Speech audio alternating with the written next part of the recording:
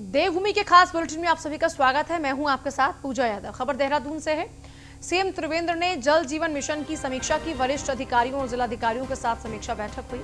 जल जीवन मिशन में दैनिक लक्ष्य बनाकर काम किया जाए। 100 दिनों में सभी स्कूलों और आंगनबाड़ी केंद्रों में पानी का कनेक्शन सुनिश्चित किया जाए। जल जीवन मिशन के लिए पूरी कमिटमेंट से काम हो।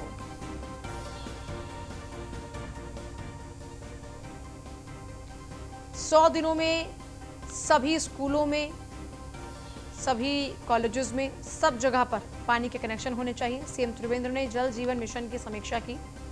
वरिष्ठ अधिकारियों और जिलाधिकारियों के साथ में इस जल जीवन मिशन की अभी तक जो उपलब्धियां रही उसको लेकर बैठक हुई, मंथन हुआ। इसमें दैनिक लक्ष्य को पूरा करने पर जोर दिया गया। 100 दिनों में सभी स्कूल और आंगनबाड़ी केंद्र में पानी का कनेक्शन सुनिश्चित किया जाए। जल जीवन मिशन के लिए पूरे कमिटमेंट से काम होना चाहिए। जल जीवन मिशन का जो उद्देश्य है वो ये है कि घर घर तक स्वच्छ पानी पहुंचना चाहिए, जिसके लिए पानी का कनेक्शन बहुत जरूरी है। वरिष्ठ अधिकारियों और जिलाधिकारियों के साथ समीक्षा बैठक के दौरान में पानी के इसी जो कनेक्शन है उसको लेकर चर्चा हुई और कहा गया कि 100 दिनों के भीतर स्कूल और आंगनबाड़ी केंद्रों में पानी का कनेक्शन सुनिश्चित किया जाए। हर दिन का एक टारगेट होना चाहिए। जल जीवन मिशन के लिए पूरे कमिटमेंट से काम होना चाहिए। सीएम त्रिवेंद्र रावत ने अधिकारियों संग इस बैठक के दौरान ये स्पष्ट कर दिया अधिकारियों को। वरिष्ठ अधिकारियों और जिलाधिकारियों के साथ में ये समीक्षा बैठक रही और सभी को ही जो सरकार का उद्देश्य है समझा दिया गया है कि जल जीवन मिशन का जो उद्देश्य है उसको पूरा किया जाए। दैनिक लक्ष्य पर काम किया जाए। 100 दिनों के भीतर ही स्कूल और आंगनबाड़ी में कनेक्शन जो है पानी का वो सुनिश्चित किया जाए।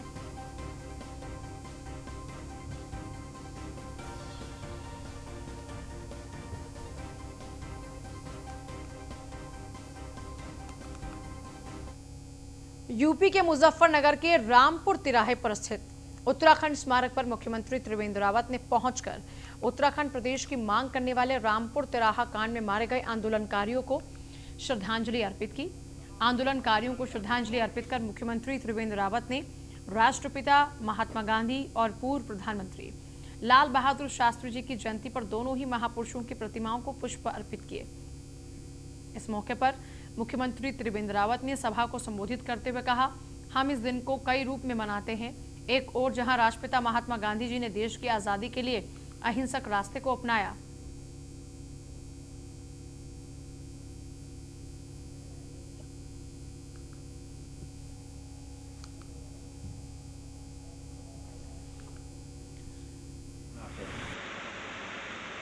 जहां देश की आज़ादी के लिए महात्मा गांधी जी ने अहिंसक रास्ते को अपनाया, सत्याग्रह के रास्ते को अपनाया और देश की आज़ादी में आम आदमी को सम्मिलित कर देश की आज़ादी में एक महत्वपूर्ण भूमिका निभाई। इस रूप में हम उनको याद करते हैं।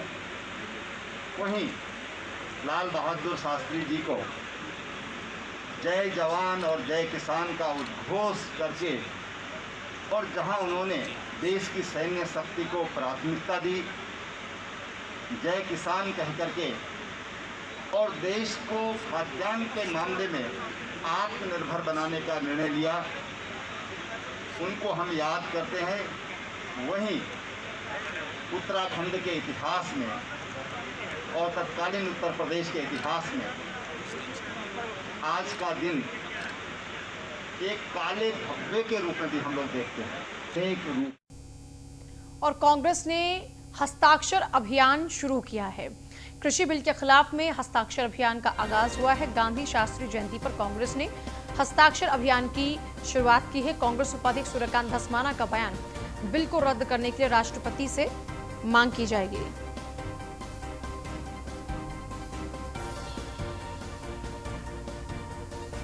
देखिए, कांग्रेस उपाध्यक्ष सूर्यकांत धस्माना कृषि बिल को लेकर लोगों का साथ चाह रहे हैं और इसीलिए कांग्रेस ने हस्ताक्षर अभियान का आगाज किया है। गांधी शास्त्री जयंती पर कांग्रेस ने हस्ताक्षर अभियान की शुरुआत की है। कृषि बिल के खिलाफ में यह हस्ताक्षर अभियान शुरू हुआ है। इस दौरान में गांधी जयंती क्योंकि आज है और इस मौके पर लाल बहादुर शास्त्री जी उनको भी नमन किया जा रहा है।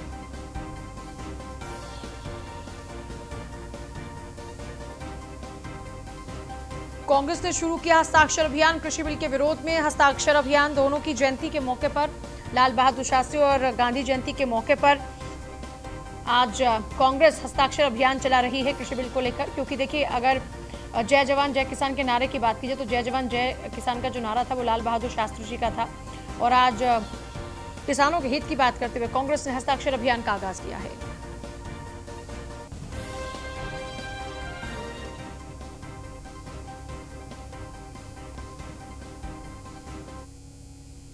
टिहरी के डोबरा चांठी पुल के पास गांधी जयंती के मौके पर पूर्व विधायक विक्रम सिंह नेगी के नेतृत्व में डोबरा पुल में 1 दिवसीय सत्याग्रह उपवास हुआ। कांग्रेस ने राष्ट्रपिता महात्मा गांधी और यहां पर जो लोग थे मिले और पुष्प अर्पित की। लाल बहादुर शास्त्री के चित्रों पर भी फूलमाला चढ़ाकर उनको श्रद्धांजलि दी। पूर्व विधायक विक्रम नेगी ने कहा कि मांगों का तत्काल निस्तारण होगा और होना चाहिए, यह आवश्यक है। नाकामी नहीं होती तो इस पुल ने 2007 से 12 में ही पूरा हो जाना।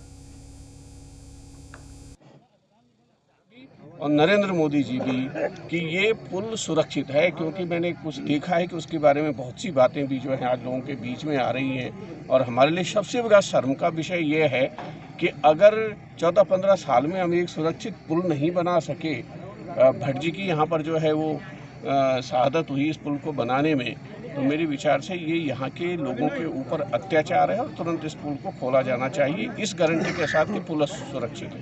जी भी के अवसर पर और रामपुर शहीदों को याद करते हुए डोबरा पुल पर एक दिवसीय उपवास कार्यक्रम कांग्रेस पार्टी का प्रतापनगर विधानसभा का है। हमारा सरकार से सवाल है, आप उद्घाटन करिए, आपका स्वागत है, लेकिन प्रतापनगर की जनता की क्या खता है, क्या गुनाह है कि उन्हें पुल जब तैयार हो गया, पुल के ऊपर भारी वाहन कंपनी के आवागमन कर रहे हैं और यहाँ जो जनता के लिए नाव लगाई गई थी आर पार जाने के लिए, वो भी प्रशासन ने ऐसे समय में बंद कर दी। और कोरोना का संकट काल चल रहा है, प्रतापनगर की जनता आवागमन के लिए त्राहिमाम है।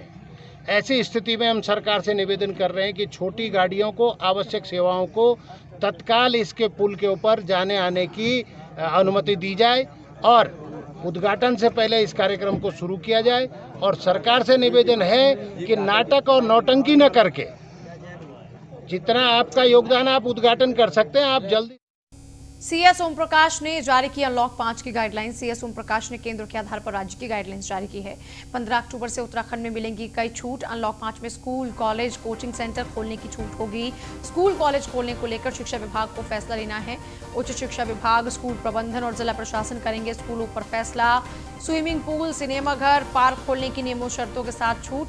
समारोह, धार्मिक आयोजन, कार्यक्रमों में 200 लोग शामिल हो सकते हैं। अब शादी विवाह, खेल, मनोरंजन के जो कार्यक्रम है उसमें भी 200 लोग शामिल हो पाएंगे। पर्यटकों को कोविड नेगेटिव की रिपोर्ट लाना अब अनिवार्य नहीं होगा। अंतर जनपदीय अंतर्राज्यीय यात्रा के लिए स्मार्ट सिटी पोर्टल पर सिर्फ रजिस्ट्रेशन अनिवार्य है। किसी पर्यटक में कोरोना के लक्षण आने पर ही सिर्फ टेस्टिंग करानी होगी।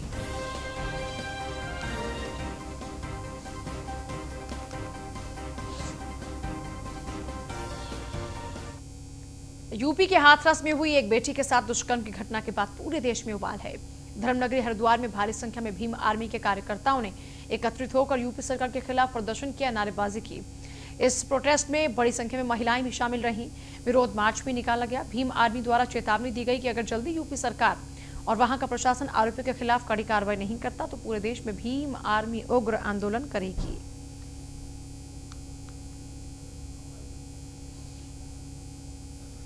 उतरो, ये निंदनीय कार्य जो हुआ है देश के अंदर, ये देश को शर्मसार करता है। जो लोग इसके विरोध में नहीं उतरेंगे तो मुझे लगता है कि वो देश की असली संतानें नहीं हो सकते। संवैधानिक दायरे में हम पूरे देश की व्यवस्था को बंद करने का काम करेंगे। और ये हकीकत है, अगर न्याय नहीं देती सरकार या हमें ये लगता है कि जिस तरीके से उसकी हत्या की गई है, पोस्टमार्टम रिपोर्ट नहीं उसकी दी जा रही है और हमारे बार बार ये डिमांड करने पर भाई चंद्रशेखर आजाद जी के कि उसका पोस्टमार्टम दोबारा कराया जाए, वो नहीं हुआ है।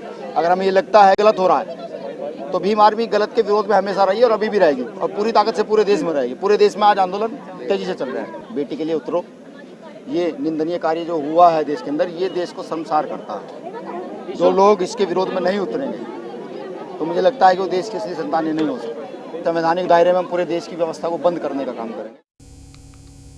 और खबर देहरादून की है, जहां पर ज्वेलर्स से लूट का पुलिस ने खुलासा किया। 22 सितंबर को ज्वेलर्स से लाखों की लूट का खुलासा हुआ। डीआईजी के निर्देश पर गठित 2 पुलिस टीमों ने यह खुलासा किया। बुलंदशहर के राहुल पंडित और नदीम को गिरफ्तार किया गया। मुजफ्फरनगर के साथी फैजल, सहारनपुर के नईम की अभी भी तलाश बाकी है। चारों ही दोस्तों ने 22 सितंबर की रात घर जाते हुए ज्वेलर से लूटपाट की थी। डीआईजी ने बताया कि 500 सीसीटीवी फुटेज और 350 संदिग्ध की पड़ताल की। देहरादून से मुजफ्फरनगर तक रास्तों के 500 सीसीटीवी फुटेज खंगाले गए। राहुल पंडित लूट के मामले में पहले भी जेल जा चुका है, इन दिनों पैरोल पर है।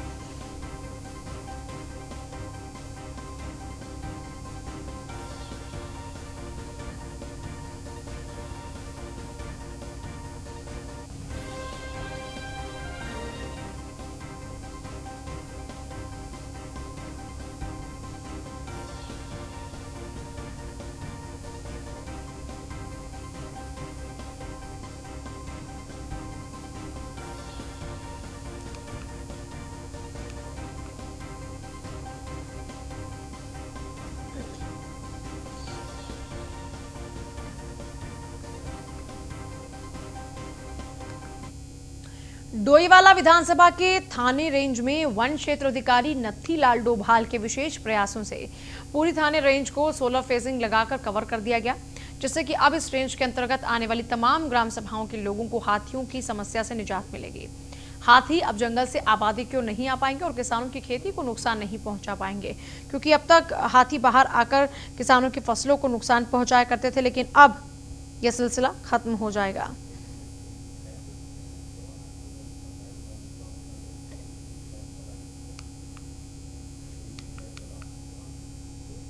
अब जंगल से आबादी की ओर नहीं आ पाएंगे हाथी। इस समस्या का समाधान किया है वन विभाग ने। हाथियों से मिलेगी ग्रामीणों को निजात। डोईवाला में अब काम पूरा हो चुका है। जंगल से आबादी की ओर नहीं आ पाएंगे हाथी।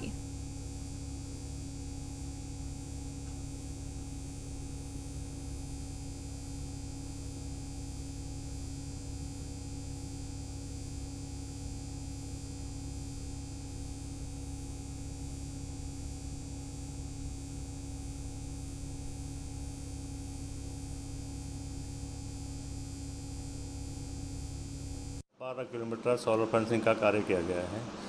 लोग काफ़ी परेशान थे हाथियों से, अब काफ़ी राहत है। जब से सोलर फेंसिंग का कार्य किया गया है तो लोगों को काफ़ी राहत महसूस हुई है। अब हाथियों के नुकसान की हमारे पास कोई शिकायत नहीं आती है। 12 किलोमीटर सोलर फेंसिंग का कार्य किया गया है।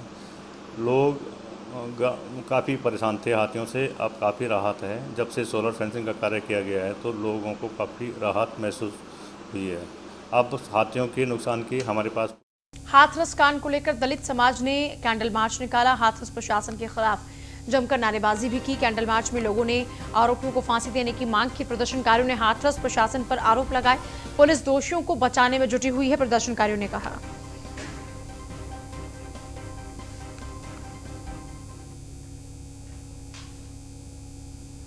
आज जो लुंड्रा के अंदर कैंडल मार्च निकाला है, मनीषा जो बहन है, हमारे इस पूरी देश की जो बहन है, जो कि इन मनुवादी व्यवस्था के लोगों ने 4 लड़कों ने जो बलात्कार किया, उसके बाद में जो रीढ़ की हड्डी तोड़ दी, फिर आपका गर्दन की हड्डी तोड़ दी, फिर आपका जीभ काट दी। ये जो सोची समझी जो राजनीति है इस मनुवादी सरकार की, ये इन्होंने सबूत भी मिटा दिए हैं, जिससे कि किसी भी व्यक्ति पे कार्रवाई ना कर सकें। क्या चाहते हैं? हमारी केंद्र सरकार और राज्य सरकार से यही मांग है कि इन जितने भी इसमें दोषियों के नाम आते हैं उन सभी लोगों को फांसी हो। और मैं इस SC ST OBC समाज की, बहुजन समाज की ओर से मैं एक ही अपील करता हूं, जितने भी हमारे संगठन हैं, अगर मनीषा बहन को न्याय नहीं मिला, हम इस देश का चक्का जाम करेंगे। और इस भारत देश को अगर बंद भी करना पड़ा तो हम इसको बंद, भारत देश का जो बंद का ऐलान है वो भी हम करेंगे साथियों। हाथरस कांड से आक्रोशित वाल्मीकि समाज, हाथरस के DM के खिलाफ जमकर नारेबाजी हुई। आरोपियों के लिए सख्त सजा की मांग की जा रही। सामाजिक संगठनों ने जुलूस निकाला। देवप्रयाग की सड़कों पर लोगों ने कैंडल मार्च निकाला। प्रदर्शनकारियों ने मृतक पीड़िता को दी श्रद्धांजलि।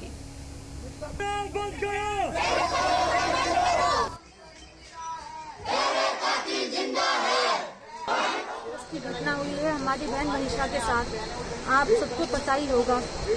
हमारी बहन के साथ ऐसी दरिंदगी हुई है जिसको हम बखान भी नहीं कर सकते, बयान भी नहीं कर सकते। उनकी बॉडी को, उनके साथ पहले दरिंदगी हुई, उनकी रीढ़ की हड्डी तोड़ी गई, गर्दन की हड्डी तोड़ी गई, उनके साथ जो भी हुआ ये आप सबको पता ही है।